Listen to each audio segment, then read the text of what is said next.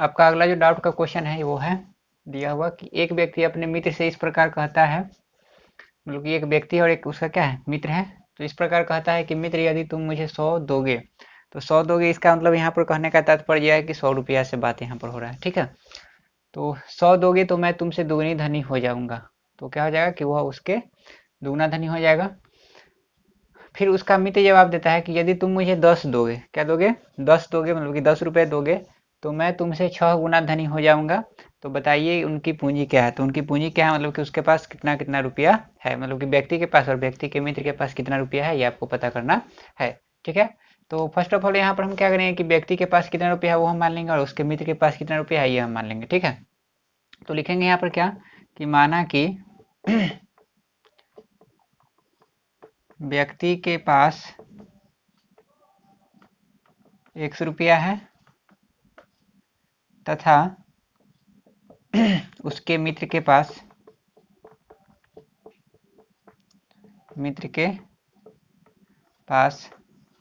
y रुपया है। ठीक है, हम मान लिए कि व्यक्ति के पास 100 रुपया है, उसके मित्र के पास y रुपया है। ठीक है, इसलिए प्रश्न से यह है व्यक्ति और ये है उसका मित्र। ओके, ये मित्र है, ये व्यक्ति हो गया और ये क्या हो गया, ये व्यक्ति और ये उसका मित्र हो गया। ठीक है, तो लिखा हुआ है कि मित्र यदि तुम मुझे, ये कह रहा है इससे कि मित्र यदि तुम मुझे 100 दोगे, मतलब कि ये 100 इसको देगा, तो 100 इसको देगा तो सबसे पहले कि 100 इसमें जुट जाएगा और 100 ये इसको दे रहा है, मतलब कि इसमें से 100 क्या हो जाएगा, घट जाएगा। ठीक है, अगर मान लीजिए कि मेरे पास 300 रुपया है, हम किसी को 100 रुपया दिए थे ना, तो उसके पास तो 100 रुपया बढ़ेगा जितना उसके पास रहेगा उससे, ठीक ना, और मेरे पास 100 रुपया क्या होगा, घटेगा। तो इसलिए इसमें से हम क्या किए, 100 घटा दिए और इसमें क्या कर दिए, 100 जोड़ दिए। ओके, तो लिखा हुआ है दोगे तो मैं तुमसे दुगनी धनी हो जाऊंगा, मतलब कि ये कह रहा है कि तुम मुझे 100 दोगे तो मैं तुमसे दुगनी धनी हो जाऊंगी, मैंने इसके पास जो रुपया बचत है ना उसका एक गुना हो जाएगा, 2 गुना हो जाएगा, मतलब कि ये 2 गुना हो गया तो इसमें आप क्या किए, 2 से गुना कर दिए, तो दोनों आपका क्या हो जाएगा यहाँ पर इक्वल हो जाएगा। ठीक है, अब यहाँ पर इसको अगर हम सोल्व करेंगे तो क्या हो जाएगा, x प्लस 100 और हो जाएगा 2y माइनस में हो जाएगा 200, तो इसका मतलब ये हुआ कि x से इधर आएगा तो माइनस 2y और बराबर माइनस 200 और ये उधर जाएगा तो माइनस में 100। इट मीन्स कि x minus 2y is equal to minus 300। ये हो गया एक इक्वेशन फर्स्ट हो गया। ठीक है, अब आते हैं सेकंड केस में, तो लिखते हैं पुनः प्रश्न से पुनः प्रश्न से। तो आगे कहता है, तब उसका मित्र क्या जवाब देता है, तब उसका मित्र जवाब देता है कि यदि तुम मुझे 10 दोगे, तो पहले ये हो गया व्यक्ति और ये हो गया मित्र। अब मित्र कह रहा है इसको कि यदि तुम मुझे 10 दोगे, मतलब कि ये इसको 10 देगा तो इसमें 10 क्या हो जाएगा, जुट जाएगा, और इसमें से 10 क्या हो जाएगा, घट जाएगा, तो मैं तुमसे 6 गुनी धनी हो जाऊंगा। माने कि यह कह रहा है कि यदि तुम मुझे 10 दोगे, ठीक ना, तो मैं तुमसे 6 गुना हो जाऊंगा। 6 गुना हो जाएगा मतलब कि ये 1 है तो ये कितना हो जाएगा, 6 हो जाएगा, ठीक ना, तो इसमें आप क्या कर दीजिए, 6 से गुना कर दीजिए, तो दोनों क्या हो जाएगा, बराबर हो जाएगा। अब इसको अगर हम सोल्व करेंगे तो यहाँ पर आपके पास हो जाएगा 6x माइनस में हो जाएगा 60 बराबर y प्लस में हो जाएगा 10। तो इसको आप लिख सकते हैं क्या, 6x रहने दीजिए, y इधर आएगा तो माइनस में हो जाएगा और बराबर 10 और उधर जाएगा तो प्लस में क्या हो जाएगा 60। तो आपके पास यहाँ पर हो जाएगा 6x माइनस वाई बराबर हो गया 60 और 10 70। ये आपके पास हो गया समीकरण 2। ठीक है, अब हम क्या करते हैं कि समीकरण 2 में 2 से अगर गुना कर देंगे, समीकरण 2 में अगर हम 2 से गुना कर देंगे तो इससे होगा क्या कि यहाँ पर y बराबर हो जाएगा और यहाँ पर भी आपका 2y है, तो 2y यहाँ पर इक्वल हो जाएगा और दोनों का साइन क्या है, यहाँ भी माइनस है और यहाँ भी क्या है माइनस है, तो क्या लिखेंगे घटाने पर, तो लिखेंगे समीकरण 2 गुना 2 और माइनस समीकरण 1 से। तो 2 में 2 से गुना करेंगे तो यहाँ पर हो जाएगा 6 दूना 12x माइनस 2y 70 दूना 140 और ये आपका है x माइनस 2y बराबर क्या है माइनस 300। घटाने पर लिखेंगे तो साइन चेंज करेंगे तो ये माइनस हो जाएगा, ये प्लस हो जाएगा और ये हो जाएगा प्लस, तो ये कैंसिल आउट हो गया। 12 में से x घटेगा तो 12 में से x घटेगा तो यहाँ पर क्या बचेगा 11x और 140 और 300 जुटेगा तो यहाँ पर हो जाएगा 440। तो आपके पास यहाँ पर हो जाएगा x बराबर क्या 40 आ गया, क्या आ गया 40, x बराबर 40 आ गया। तो समीकरण कोई में इसका मान रख दीजिए, तो लिखेंगे क्या समीकरण 1 में x का मान रखने पर, x का मान रखने पर, तो समीकरण 1 आपके पास उपलब्ध है x माइनस 2y बराबर माइनस 300 है, x का मान कितना है 40 है तो यहाँ पर 40 हो जाएगा। ये इधर से आएगा तो प्लस में हो जाएगा 300 और ये उधर जाएगा तो 2y हो जाएगा। तो 300 और 40 340 बराबर हो गया 2y। 2 से इसको कैंसिल आउट करेंगे तो 170। इट मीन्स कि y का वैल्यू कितना आ गया 170 आ गया। ठीक है, और x का वैल्यू कितना था तो x का वैल्यू था 40। ठीक है, तो लिखेंगे क्या, तो उनकी पूंजी क्रमशः, उनकी पूंजी कितना थी, तो व्यक्ति के पास कितना था, तो व्यक्ति के पास था 40 रुपया और इसके पास था 170 रुपया। यही क्या हो गया, आंसर हो गया। तो इसको आप लोग नोट डाउन कर लीजिए। अगला आपका क्वेश्चन दिया हुआ है कि किस मान के लिए समीकरण निकाय 3x माइनस वाई माइनस 5 बराबर 0, 6x minus 2y minus k बराबर 0 का कोई हल नहीं होगा। मतलब कि आपको बताना है कि k का कौन सा मान होगा जिसके लिए इस समीकरण निकाय का कोई भी हल नहीं होगा। तो सबसे पहले हम क्या करेंगे कि जो आपको समीकरण दिया हुआ है 3x माइनस वाई माइनस 5 बराबर 0, तो यहाँ से अगर हम a का मान निकालेंगे तो क्या हो जाएगा 3, b का मान निकालेंगे तो -1 और c का मान निकालेंगे तो -5। दूसरा समीकरण आपको दिया हुआ है 6x minus 2y minus k बराबर दिया हुआ है 0, तो यहाँ से अगर हम d का मान निकालेंगे तो 6, e का मान अगर निकालेंगे यहाँ पर तो -2 और f का मान निकालेंगे तो -k। ठीक है, एक बात और यहाँ पर कि जैसे अगर समीकरण आप एक इसको मानते समीकरण 2 इसको मानते तो a और b का मान अलग अलग आता, ठीक ना, फिर भी आपका उससे क्वेश्चन पर उससे आपको आंसर पर कोई फर्क नहीं पड़ने वाला है। ठीक है, तो आप किसी को भी समीकरण एक और समीकरण 2 मान करके आप यहाँ पर a b c d का वैल्यू आप निकाल सकते हैं। ठीक है, उसके बाद हम लोग यहाँ पर क्या करेंगे कि हमको पता है कि कोई भी हल नहीं होने के लिए कंडीशन क्या होता है, तो वो कंडीशन होता है कि a बटा d बराबर तो होना चाहिए b बटा e के, लेकिन बराबर नहीं होना चाहिए c बटा f के। ठीक ना, ये रूल होता है कि कोई भी हल उसका समीकरण निकाय का नहीं होता है। तो यहाँ पर इसका वैल्यू अगर हम रखेंगे तो a का मान यहाँ पर क्या है 3 है, d का मान क्या है 6 है, b का मान क्या है -1 है, e का मान क्या है -2 है और c का मान क्या है -5 और f का मान क्या है -k। ठीक है, तो इसमें आप क्या कर सकते हैं कि आपको निकालना है k का मान। ठीक है, तो यहाँ पर आप क्या कर सकते हैं कि या तो ये दोनों को इक्वेट कीजिए या तो ये दोनों को इक्वेट कीजिए। ठीक है, तो उससे आपको k का मान पता हो जाएगा। k का मान कौन सा हम नहीं लेंगे, ठीक ना, मैंने k का हम कौन सा मान लेंगे कि जिसके लिए समीकरण निकाय का कोई भी हल नहीं होगा। ठीक है, बिकॉज कि ये दोनों को अगर आप इक्वेट कीजिएगा तो इससे आपको k का मान आने वाला नहीं है, क्योंकि यहाँ पर k आपका अवेलेबल नहीं है। ठीक है, तो हम क्या करते हैं कि ये दोनों को हम इक्वेट करते हैं।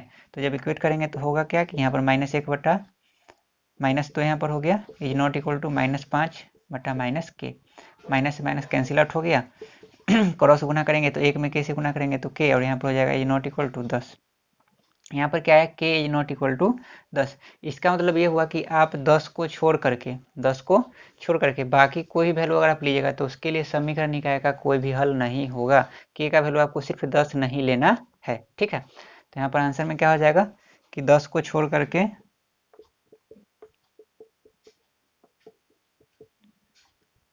कोई भी वैल्यू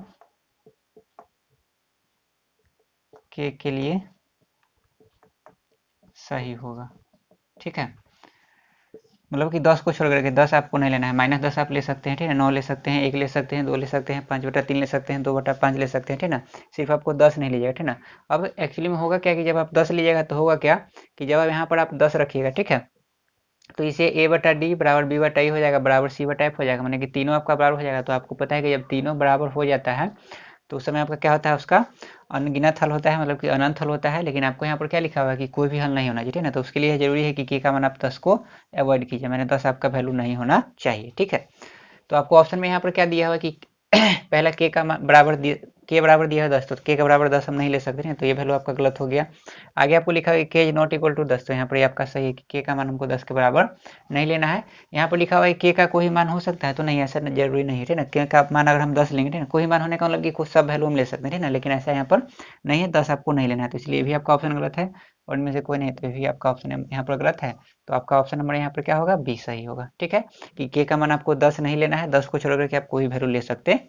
ठीक है, अगर मान लीजिए कि यहाँ पर k नॉट इक्वल टू 10 रहता है, ठीक ना, ये अगर नहीं रहता, ठीक ना, और इसके बाद यहाँ पर आता है कि 10 को छोड़ करके कोई वैल्यू, तो आपका क्या होता है, सही होता कि ये नॉट इक्वल टू 10 का मतलब यही होता है कि ए का वैल्यू आपको 10 नहीं लेना है, 10 को छोड़ करके ही कोई वैल्यू लेना है। ठीक है, तो इसको आप लोग नोट कीजिए।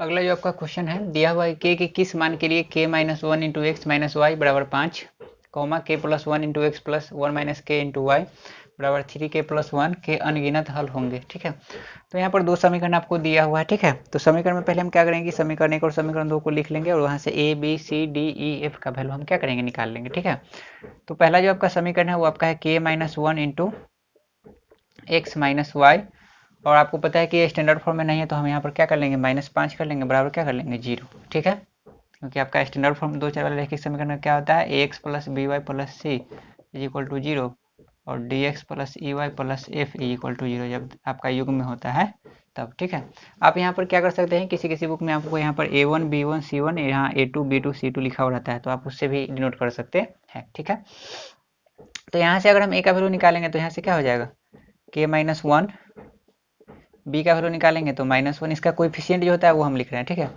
यहाँ पर c इक्वल टू क्या हो जाएगा, -5।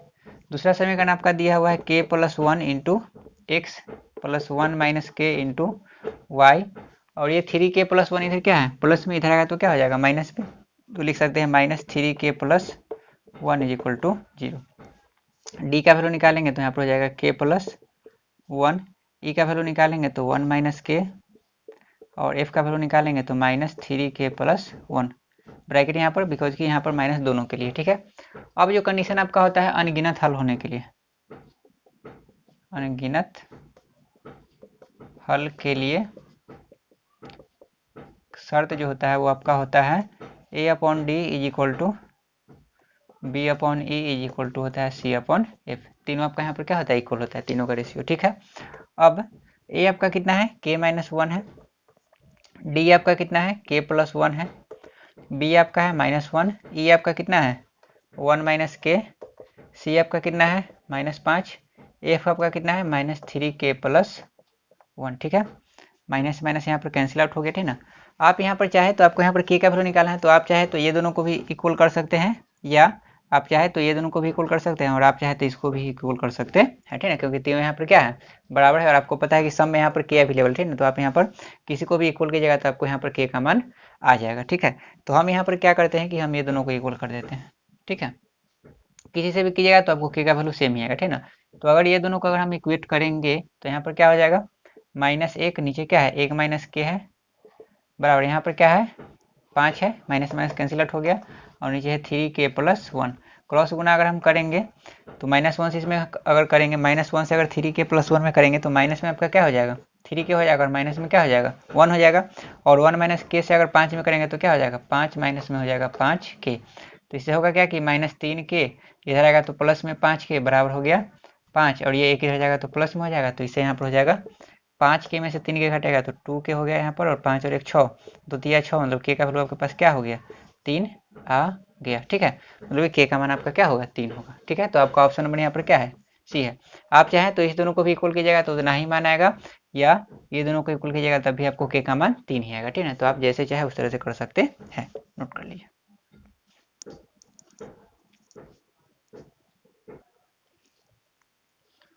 अगला क्वेश्चन एक है दिया हुआ कि एक पिता और उसके पुत्र की आयु का योगफल 45 वर्ष है, मतलब कि पिता और पुत्र के उम्र को अगर हम जोड़ेंगे तो कितना होगा, 45 साल होगा, मतलब कि 45 वर्ष होगा। 5 वर्ष पूर्व दोनों की आयु का गुणनफल, 5 वर्ष पूर्व माने आज से 5 साल पहले आयु का गुणनफल जो था उस समय पिता की आयु का 4 गुना है, उस समय जो पिता की आयु का था वो क्या था, 4 गुना था। तो पिता की आयु 1 वर्ष मानते हुए, क्या लिखा हुआ है कि पिता की आयु 1 वर्ष मानते हुए इन कथनों का समीकरण रूप क्या होगा, ये आपको बताना है कि चार ऑप्शन में से कौन सा कथन यहाँ पर, मतलब कि कौन सा समीकरण आपका जो है वो क्या है, सही होगा। ठीक है, तो देखिए यहाँ पर कंडीशन लिखा हुआ है कि पिता की उम्र को आपको क्या मानना है, एक्स मानना है, क्या मानना है, एक्स। ठीक है, तो यहाँ पर हम क्या करेंगे कि मान लेंगे कि माना कि पिता की उम्र बराबर 1 वर्ष, याद रखिएगा ये वर्तमान, जब भी उम्र हम मानेंगे तो क्या मानेंगे, वर्तमान। मानना कि पिता की वर्तमान उम्र 1 वर्ष। ठीक है, तो 1 वर्ष है तो पुत्र कितना का हो जाएगा, तो पुत्र की वर्तमान उम्र हो जाएगा 45 माइनस 1 वर्ष। अब 45 माइनस एक्स क्यों किए थे ना, देखिए हमको पता है कि पिता और पुत्र दोनों को जोड़ेंगे तो क्या होगा, 45 होगा। ओके, आपको यहाँ पर क्या लिखा है कि पिता को x ही मानना है, ठीक है ना। तो पिता को x मान लीजिए, ठीक है, x मान लिए तो x प्लस पुत्र बराबर क्या हो गया 45। तो हमको निकालना क्या है पुत्र का, तो लिखेंगे क्या पुत्र बराबर 45, और ये इधर प्लस में x इधर आएगा तो क्या हो जाएगा माइनस में x। तो पुत्र का उम्र क्या हो गया 45 माइनस x वर्ष। ओके, इतना जब हो गया, आगे लिखा हुआ है क्या 5 वर्ष पूर्व। तो चलिए 5 वर्ष पूर्व, 5 वर्ष पूर्व। तो बताए थे कि पूर्व में क्या करते हैं, पूर्व मतलब ऐसा ना कि पूर्व और पश्चिम करना है, पूर्व मतलब यहाँ पर क्या होता है पहले, ठीक ना। तो जब 5 वर्ष पूर्व कहा था, दोनों में से हम 5 क्या करेंगे घटाएंगे।